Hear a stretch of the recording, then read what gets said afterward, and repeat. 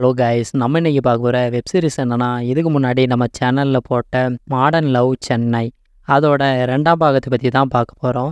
இதோட முதலாம் பாகம் இதுக்கு முன்னாடியே நம்ம சேனலில் அப்லோட் பண்ணியிருப்போம். பார்க்காதவங்க மறக்காமல் போய் பார்த்துருங்க. அதோட லிங்க் வீடியோ கீழே கொடுத்துருக்கேன், மறக்காமல் பார்த்துருங்க. இந்த வெப் சீரிஸில் உள்ள 5 பாகமும் வெவ்வேறு காதல் கதையை கொண்டுள்ளது. அதாவது நம்ம இதுக்கு முன்னாடி பார்த்த முதலாம் பாகம், அதில் காதல்னால் ஏமாந்து போகிற பெண் கடைசியில் அவளுக்கு கிடைச்ச நல்ல கணவனை பற்றி பார்த்துருப்போம். ஆனால் இந்த எபிசோடில் கணவன் மனைவி இடையிலான காதலை பற்றி சொல்லுவாங்க. அதனாலேயே இந்த 5 எபிசோடை விட இந்த இரண்டாம் பாகம் ஒரு தனித்துவமானது. சரி, கதைக்குள்ளே போகலாம் வாங்க. கதையை எடுத்த உடனே காலேஜ் படிக்கிற பசங்க 2 பேர்த்த காட்டுறாங்க. இவங்க தான் நம்ம கதையோட ஹீரோ மற்றும் ஹீரோயினி. ஹீரோட பேர் என்னன்னா நித்யன். நம்ம கதாநாயகி அதாவது ஹீரோயினி, அவங்க பேர் தேவி. காலேஜ் கடைசி வருஷத்தில் நம்ம ஹீரோனிகிட்ட ப்ரப்போஸ் பண்ணுறாங்க. தேவிக்கும் நம்ம ஹீரோ மேலே காதல் இருக்கனால ஒத்துக்கிடுறாங்க. அதில் இருந்து சில நாள் கழியுது. தேவி ஹீரோட்ட ஒரு உண்மையை சொல்கிறா. அதாவது அவள் +2 படிக்கும்போது அவள் அக்கா அவள் குழந்தைக்கு வானத்தில் உள்ள நட்சத்திரத்தை காட்டிட்டு சாப்பாடு கொடுக்குறா. ஆனால் பக்கத்தில் இருக்கிற நம்ம தேவிக்கு நட்சத்திரம் தெரியல. அதுக்கப்புறம் தேவியை ஹாஸ்பிட்டலுக்கு கூட்டிகிட்டு போய் செக் பண்ணி பார்க்குறாங்க. அவளுக்கு கண்ணில் கார்னியா குறைபாடு இருக்கனால கண் பார்வை மங்கிட்டு இருக்கு. அதுவும் கொஞ்ச வருஷத்தில் முற்றிலுமாக கண்ணு தெரியாமல் போதுக்கும் வாய்ப்பு இருக்குன்னு டாக்டர் சொன்னாங்கன்ட்டு ஹீரோட்ட தேவி சொல்கிறா.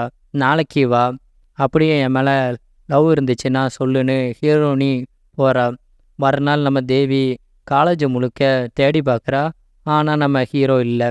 கடைசியில் வீட்டுக்கு போகும்போது நம்ம ஹீரோ தேவியை கூப்பிட்றா. அங்கே தேவி என்ன சொல்ல போகிறான்னு பயத்தில் இருக்கா. நித்யனும் தேவின்னு தன் நெஞ்சில் பச்சை குத்திட்டான். அதில் தேவிக்கு தெரியுது நித்யன் தன் மேலே உண்மையாக காதல் பண்ணுறது. சில மாதம் போகுது. அதுக்கப்புறம் நித்யனும் தேவியும் 2 பேருமே கல்யாணம் பண்ணி கணவன் மனையாவே வாழ்கிறாங்க. கல்யாணம் பண்ணி கணவன் மனையாக வாழ்ந்தாலும் நல்ல காதலன் காதலி போலவே இருக்காங்க. அவங்க 2 பேரும் மிடில் கிளாஸ் வாழ்க்கையை வாழ்ந்தாலும் சந்தோஷமாக வாழ்கிறாங்க. நித்யன் ஒரு பாத்திர கடையில் மேனேஜராகவும் தேவி ஒரு சூப்பர் மார்க்கெட்டில் வேலை பார்க்குறா. வேலையை முடிச்சுட்டு வீட்டுக்கு வரும்போது நித்யன் தேவிகிட்ட சின்ன வயசில் நீ என்ன ஆக ஆசைப்பட்டேன்னு கேட்குறான். அதுக்கு தேவி, நான் வீணை கற்றுக்கிட ஆசைப்பட்டேன், ஆனால் எங்கள் அப்பா அதுக்கு நான் வேண்டான்னு சொல்லிட்டாங்கன்னு சொல்கிறா. தேவி, சரி நீ என்ன ஆக ஆசைப்பட்டேன்னு கேட்குறான். நித்யன், நான் லாரிக்கு கிளீனர் ஆகணும்னு சொல்கிறான். தேவி சிரிப்பாங்க. சரி, லாரிக்கு டிரைவர் கூட பரவாயில்ல, அது என்ன கிளீனர் அப்படின்னு கேட்கும்போது அதுக்கு நித்யன், அதுனா பொண்ணுங்களுக்கு தெரியாது, எங்களை மாதிரி பசங்களுக்கு எத்தனையோ பேருக்கு அது பள்ளிக்கூடத்துலேருந்து கனவுன்னு சொல்கிறாங்க. ஆமாங்க, ஸ்கூல்லேருந்து யாருக்கு தான் இந்த கனவு இல்லை. அதில் இருந்து சில மாதம் போகுது. தேவியும் கர்ப்பமாகிறா. அங்கே டாக்டர் செக்கப்புக்கு போகிறாங்க. போகும்போது கூட தேவி தனக்கு இருக்கிற குறைபாடு தன் குழந்தைக்கு வந்துடக்கூடாதுன்னு கவலையாக இருக்கா. டாக்டர், அதுனா உனக்கு இருக்கிற குறைபாடு உன் குழந்தைக்கு வராதுன்னு சொல்லவும் தான் நிம்மதியாக இருக்கிறா. அதுக்கப்புறம் சில வாரம் போகுது. அதுக்கப்புறம் தேவிக்கு பிரசவ வலி வருது. ஆஸ்பத்திரிலையும் அட்மிட் பண்ணிடுறாங்க. அப்போ நித்யனும் அவசரமாக வராங்க ஆஸ்பத்திரிக்கு. அங்கே தேவிக்கு பெண் குழந்தை பிறக்குது. தேவி குழந்தைய பார்க்க முயற்சி பண்ணுறா, ஆனால் முடியல. தேவிக்கு கண் குறைபாடு வேகமாகவே பரவ ஆரம்பிச்சிட்டு எப்படியோ முகத்தை மட்டும் பார்க்குறா. சில மாதம் கழியுது. தேவி வீட்டில் குழந்தைய வச்சுட்டு ஃபோன் பேசிகிட்டு இருக்கா. குழந்தை திடீர்னு அதிகமாக அழ ஆரம்பிச்சிருது. என்ன ஆச்சுன்னு தெரியல. நித்யனும் வந்து பார்க்குறான். என்னன்னு தெரியல. தேவி பார்வை தெரியலனாலும் குழந்தை விளையாண்ட இடத்த பார்க்குறா. அங்கே பவுட்ரு டப்பா மூடி இருந்துச்சு, ஆனால் இப்போ இல்லை. அப்போ தான் புரியுது தேவிக்கு குழந்தை வந்துட்டு பவுட்ரு டப்பா மூடியே விழுங்கிட்டான்ட்டு. உடனே தேவி தன்னுடைய விரலை விட்டு எடுத்துடுறா எப்படியோ. ஆனாலும் ரத்தம் வந்துடுது. உடனே ஆஸ்பத்திரிக்கு அங்கே போகிறாங்க. அங்கே டாக்டரு, ஒன்றும் இல்லை, தொண்டையில் கைவிட்டு எடுத்தனால நகம் கீச்சிருக்கோம், அதனால தான் ரத்தம் வந்துச்சு, அதுனா சரியாகிட்டுன்னு சொல்கிறாங்க.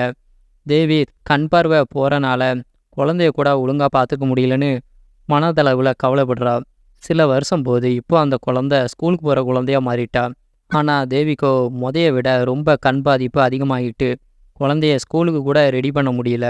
நித்யனும் ஃபோன் பேசிகிட்டு இருக்கான். ஒரு வழியாக கிளப்பி வேனில் ஏற்றும் போது வேன்காரன், ஏம்மா உங்களால் தான் லேட் ஆகுது, அதனால் எனக்கு ஏகப்பட்ட கம்ப்ளைண்ட் ஆகுதுன்னு சொல்கிறா.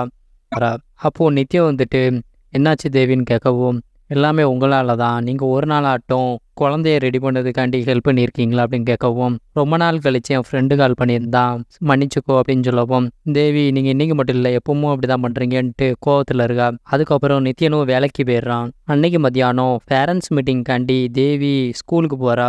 ரேங்க் கார்டில் சைன் பண்ணும்போது தான் தெரியுது தேவிக்கு இன்னும் ஒரு வருஷத்தில் முற்றிலுமா கண் பார்வை போயிரும்னு. அதுக்கப்புறம் ஸ்கூல் முடிஞ்சதுக்கப்புறம் குழந்தையும் கூட்டிகிட்டு ஆட்டோவில் தேவி வந்துட்டுருக்கா. அப்போ நித்யன் கால் பண்ணுறான். இன்னைக்கு உன் ஃப்ரெண்டோட ரிசப்ஷன் இருக்குல்ல, அதுக்கு நம்ம போவோம்னு சொல்கிறான். அதுக்கு தேவியும் சரின்னு சொல்கிறா. ஈவினிங் தேவி 3 மணி நேரமாக கஷ்டப்பட்டு கிளம்பிட்டுருக்கா. அப்படியும் ஒழுங்காக கண்மை கூட போட முடியல, அவ்வளோ பார்வை போயிட்டு.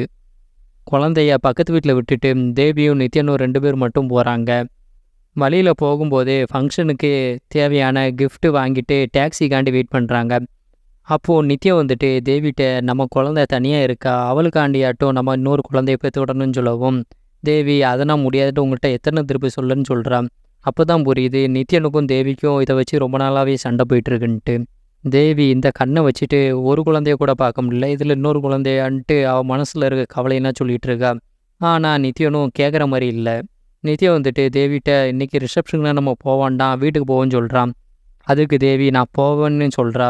நித்யனும் கோபத்தில் விட்டுட்டு போயிடுறான். தேவி கண் பார்வை தெரியலனாலும் தட்டு தடுமாடி போகிறா. அப்போது நித்யம் வந்துடுறான். அப்போதான் அவனுக்கும் புரியுது கண் பார்வை ரொம்ப மோசமாகி விட்டதுன்னு. தேவியோட நிலைமையை புரிஞ்சு நித்யனும் மன்னிப்பு கேட்குறான். சரி நாளைக்கே கல்யாணத்துக்கு போகலான்னு தேவின்னு சொல்கிறா. கல்யாணத்தில் வச்சு நித்யன் தேவிகிட்ட நீ வீணை கற்றுக்கிடணும்னு நினச்சல்லா, உன்னை வீணை கிளாஸ்க்கு சேர்த்து விட்றேன்னு சொல்கிறான். தேவியும் வீணையை கற்றுக்கிடுறா. கடைசியில் நித்யனின் முகம் தேவிக்கு இசையாகவே ஞாபகமாக இருக்குது. இதோட இந்த எபிசோடை முடிக்கிறாங்க. கணவன் மனைவி இடையில் எவ்வளோ பிரச்சனை இருந்தாலும் கணவன் தன் மனைவியை புரிஞ்சுக்கிடுறதும் மனைவி தன் கணவனை புரிஞ்சுக்கிட்டதும் தான் வாழ்க்கைன்னு சொல்லி இந்த எபிசோடை முடிக்கிறாங்க. இந்த கதை பிடிச்சிருந்துச்சுன்னா என் சேனலில் மறக்காமல் லைக், ஷேர், சப்ஸ்கிரைப் பண்ணிடுங்க.